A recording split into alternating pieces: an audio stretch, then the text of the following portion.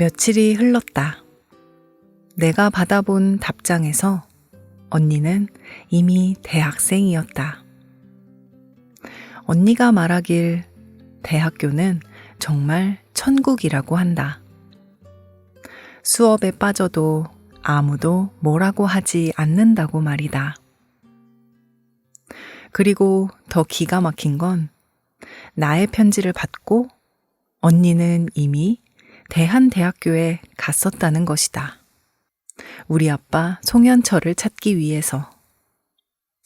그리고 무작정 여기저기 물어봤다고 한다. 그렇게 미대생 한 명을 찾았는데 여기서부터가 아주 놀랍다. 언니가 미대생에게 한 첫 질문이 여자친구 있어요? 그 다음 질문은 혹시 미래에 딸을 낳을 생각이 있나요? 여기까지 읽고 나는 큰 소리로 웃었다. 너무 많이 웃어서 배가 아플 만큼.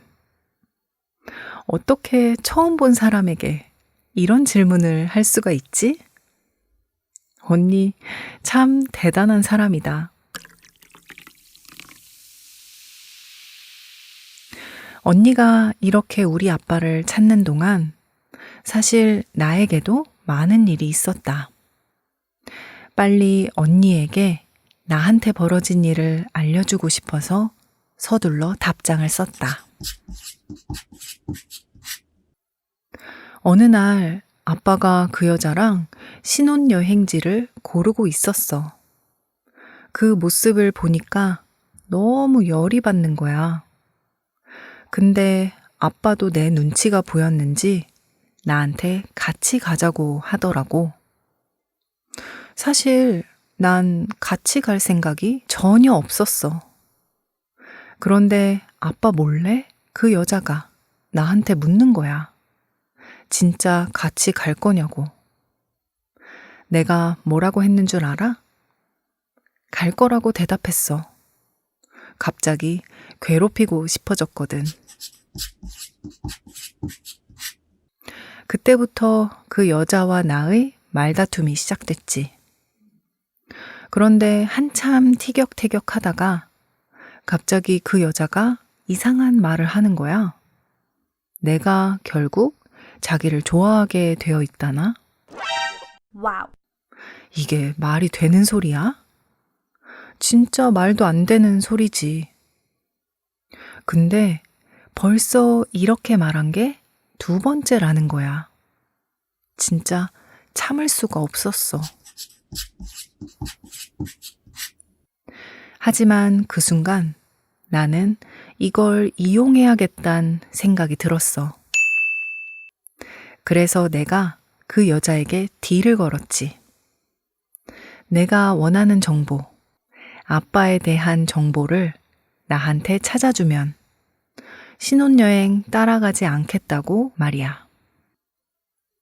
그 다음에 어떻게 됐을지 상상이 돼? 며칠이 지났는데 진짜 아빠에 대한 정보를 완벽하게 정리해서 파일로 줬어. 와, 내가 좋아하진 않지만 어쨌든 대단한 여자야.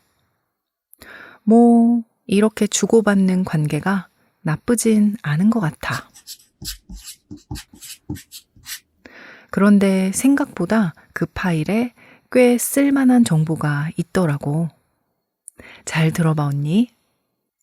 바로 대학교 때 아빠가 컴퓨터 동아리를 했었다는 사실.